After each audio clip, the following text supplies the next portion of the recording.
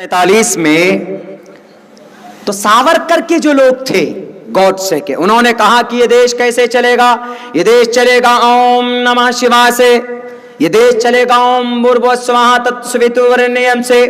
तो मौलाना अबुल कलाम आजाद थे, उन्होंने कहा कि नहीं, ये देश चलेगा बिस्मिल्लाहिर्रहमानिर्रहीम से, ये देश चलेगा अल्हम्दुलिल्लाहि रब्बिल आलमीन से।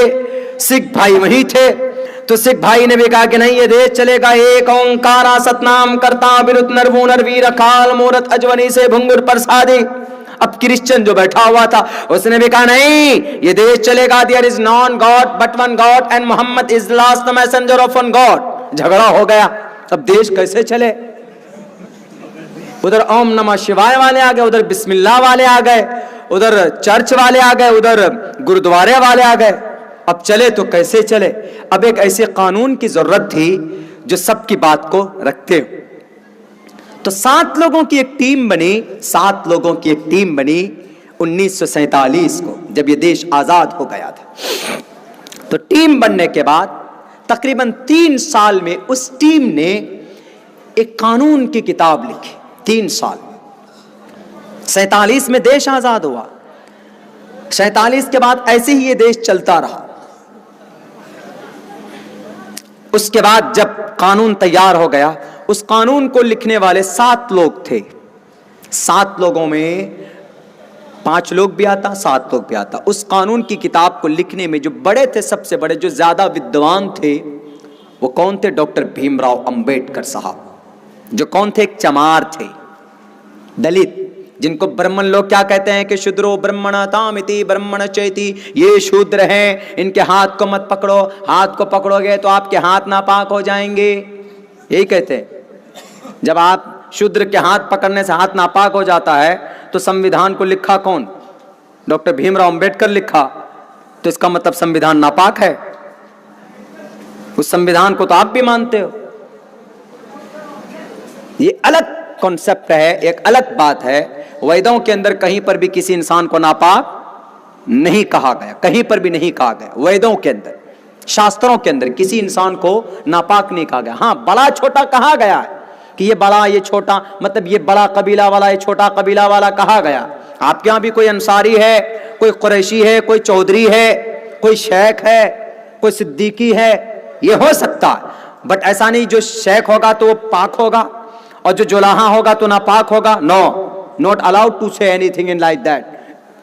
बिल्कुल नहीं, वेदों के अंदर इजाजत भी नहीं है। शूद्रो ब्रह्मणतामिति ब्रह्मणश्चेति शूद्रताम चित्रियाति वितृत्वं विगाद्विच्यं ततेच च सैके मात्रपति परजानाम कथम पुनर्जाति कृता परभेदा। ए दुनिया के इंसानों, जब इस पूरे संसार का, इस जगत का गुरु एक, परमात्मा एक, तो इंसानों को भी उसी एक ईश्वर ने पैदा किया। उसने इंसान को 2 तरह पैदा नहीं किया, बल्कि सारे इंसान को बराबर पैदा किया है, यानी सबको पवित्र पैदा किया, अपवित्र नहीं पैदा किया। जवाब दो ब्राह्मण वालों, नहीं जवाब दे सकते इस मंत्र को।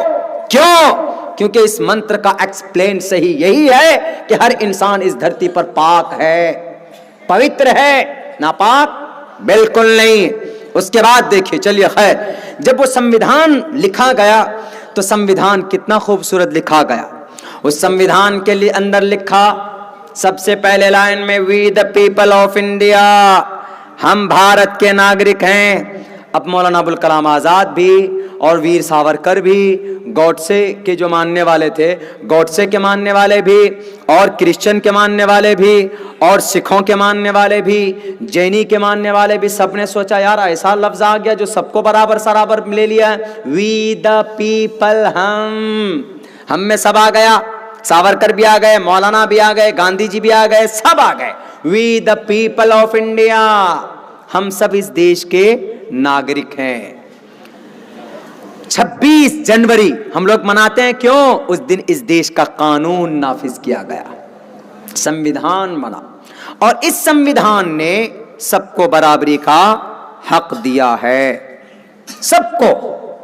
ऐसा नहीं कि आपके इस बस्ती का आदमी होगा तो इसको, चलो ये बंगाल का आदमी है तो ये बंगाली, वो बिहार का है तो बिहारी, वो झारखंड का है तो झारखंडी, ऐसा नहीं। हर आदमी बराबर है संविधान, we the people of India. सब बराबर। जब सब बराबर है, कोई कानून अगर आएगा तो सबके लिए बराबर आएगा कि नहीं आएगा? सबके लिए बराबर आएगा। लेकिन CAA के अंदर सबको बराबरी का दर्जा नहीं दिया गया। CAA के अंदर खुसूसन जो कलिमा पढ़ने वाले हैं इनके नाम का तज़किरा बिल्कुल नहीं। इंडिया, पाकिस्तान, बांग्लादेश, बांग्लादेश, अफगानिस्तान, पाकिस्तान, इन तीनों देशों से प्रताड़ित यानी मजलूम हिंदू भाई आएंगे, नागरिकता दी जाएगी। अच्छी बात है, दीजिए आप, हम मना नहीं कर रहे हैं, लेकिन उनके आने से पहले उनको रखिएगा कहां पर? 3 करोड़ लोग अगर आएंगे वहां से तो कहां रखिएगा? उनको नौकरी कहां से दीजिएगा? पहले ये भी तो इंतजाम कीजिए। चलिए अच्छा ठीक है, हम तो ये कहते हैं कि पूरी दुनिया में जहां पर भी हमारे हिंदू भाई हैं, जुल्म हो रहा है, उनको लाया जाए। तीनों देशों से क्यों? पूरी दुनिया से, जहां जहां पर भी हो रहा। इन तीनों देशों से आने का एक बहाना है, बहाना। चलिए इन तीनों देशों से हिंदू भाई आएंगे तो क्या बनकर आएंगे? वो घुसपैठी बनकर आएंगे। जो आएंगे तो जाहिर से बात, घुसपैठी उसको बोलते जिसके पास कोई प्रूफ ना हो। हिंदू भाई इन तीनों देशों से आएंगे तो घुसपैठ होंगे। जब घुसपैठ होंगे तब उनको नागरिकता दी जाएगी। अगर मुसलमान कोई आ जाए इन तीनों देशों से तो उनको घुसपैठ होंगे, उनको नागरिकता नहीं मिलेगी। क्यों? उनका प्रावधान है ही नहीं इस एक्ट के अंदर। CAA, सिटीजन अमेंडमेंट एक्ट के अंदर मुसलमानों का नाम नहीं। अगर कोई कहे कि भाई ये तो इन तीनों देशों से आने वाले मुसलमान को नहीं मिलेगा नागरिकता, हिंदुओं को मिल जाएगा, तो लेकिन हम मुसलमान जो इस देश में हैं तो हमारा तो कोई जिक्र ही नहीं, हमको तो डरने की कोई बात ही नहीं। डरने की बात तो नहीं है, लेकिन कब है अब बताते हैं। जब NRC लागू होगी, CAA को अलग रखे, लेकिन जब NRC लागू होगी, NRC, तो NRC लागू होने के बाद हिंदू भी छटेगा, मुसलमान भी छटेंगे। जो हिंदू छटेंगे तो वो क्या होंगे? घुसपैठ। जैसे इन तीनों देशों से हिंदू आएंगे तो घुसपैठ, तब नागरिकता दी जाएगी। NRC में जिनका नाम यहां छटेगा तो वो भी घुसपैठ।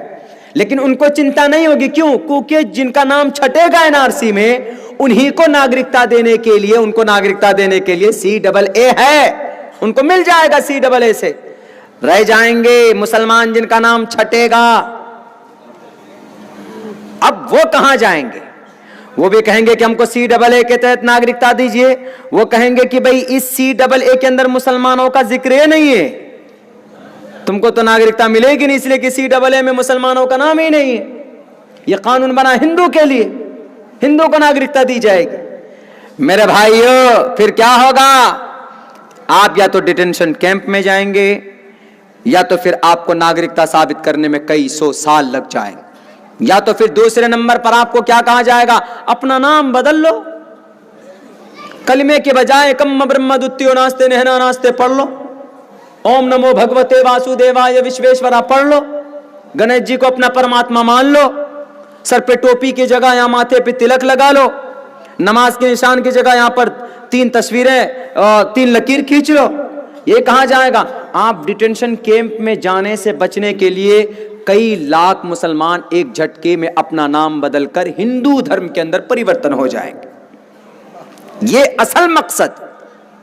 अच्छा, CAA का ये मकसद है, तो क्या ये CAA संविधान के नजर में इसका कोई वजूद, कोई संविधान के तौर पर बना है कि संविधान के मुखालफत में बना? मेरे भाइयों, मैं तकरीर नहीं कर रहा हूं, मैं आपको एक चीज यही समझा रहा हूं कि संविधान में क्या लिखा। हम लोगों में से यहां पर जितने भी लोग बैठे हैं, मेरे ख्याल से बहुत कम लोग होंगे जो संविधान को जानते हो। अब आइए संविधान क्या कहता है। संविधान का आर्टिकल, हिंदुस्तान के संविधान का दफा नंबर 14 साफ तौर पर लिखा हुआ इक्वलिटी बिफोर लॉ, सारे लोग इस देश के अंदर बराबर हैं। The state shall not deny to any person equality before law or the equal protection of the laws within the territory of India.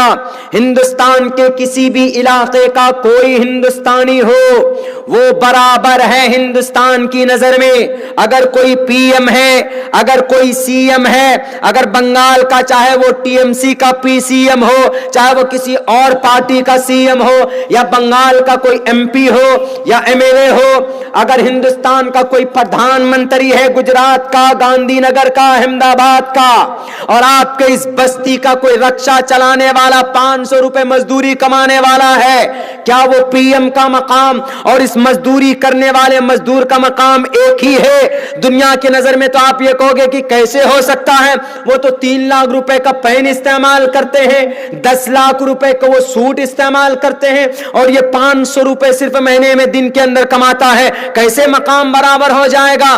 दुनिया के नजर के अंदर तो बराबर नहीं हो सकता, लेकिन हिंदुस्तान का संविधान के नजर में जो मकाम पीएम साहब का है, वही मकाम इस मजदूरी करने वाले मजदूर का है। कौन बताता? हिंदुस्तान का संविधान बताता है। इक्वलिटी बिफोर लॉ, सब बराबर। जब सब बराबर हैं तो अब क्या होगा? कोई कानून अगर पास होगा सिटीजनशिप पर तो बराबर होगा। आर्टिकल 15 नंबर दफा ये संविधान पढ़ रहा हूं, मेरी बातों को कोई रोक नहीं सकता, मेरी जुबान को कोई बंद भी नहीं कर सकता। क्यों? क्योंकि मैं अपनी किताब कुरान नहीं पढ़ रहा हूं, मैं वेद भी नहीं पढ़ रहा हूं, मैं हिंदुस्तान के संविधान को पढ़ रहा हूं। कोई माए कलाल हमको नहीं रोक सकता संविधान पढ़ने से। हिंदुस्तान के आर्टिकल, हिंदुस्तान के दस्तूर का, आईन का, कानून का दफा नंबर 15 क्या कहता है? प्रोहिबिशन ऑफ डिस्क्रिमिनेशन, नाजायज है, हराम है, ऑन ग्राउंड्स ऑफ रिलीजन, धर्म के नाम पर लोगों को बांटना, लोगों को अलग करना। किसी डबल ए लाओ, क्रिश्चियन, जैन, बौद्ध, हिंदू का नाम होगा, मुस्लिम का नाम नहीं होगा, तो हिंदुस्तान के संविधान के नजर में CAA गैर कानूनी है। हिंदुस्तान के संविधान के नजर में CAA एक जुर्म है, CAA एक गैर कानूनी है, असंविधानिक है। क्यों? आर्टिकल 15 कहता, अगर मालूम ना हो पीएम साहब, होम मिनिस्टर साहब, तो मैं आपको बता देता हूं, हिंदुस्तान के आर्टिकल का आर्टिकल नंबर 15 कहता, prohibition of discrimination on grounds of religion, place of birth, caste, मजहब, नस्ल, पैदाइश, इलाके, अगर इन वजह से अगर कोई हिंदुस्तान के अंदर बांटता है लोगों को तो वो जुर्म है, प्रोहिबिशन, नाजायज है, हराम है, उसकी इजाजत और उसकी गुंजाइश नहीं है, इसकी कहीं पर भी कोई वजूद नहीं। आज जो हम मैदानों में हैं, आज जो हम सड़कों में हैं, क्यों है? हिंदुस्तान के संविधान को बचाने के लिए है। आज जो हमारी शाहीन बाग है दिल्ली के अंदर, शाहीन बाग, आपके कलकत्ता में 5-5 जगहों के ऊपर शाहीन बाग बना हुआ, आपके पूरे देश के अंदर 125 शहरों के अंदर शाहीन बाग बना हुआ। उसका मतलब सिर्फ यही है, वो अपनी मस्जिद को बचाने के लिए नहीं आए हैं। समाज की माएं, समाज की बूढ़ी औरतें, हमारी समाज की दादियां, हमारी समाज की नानियां, हमारी समाज की 2-2 महीने की बच्ची, मासूम बच्चियां शहीद हो रही है।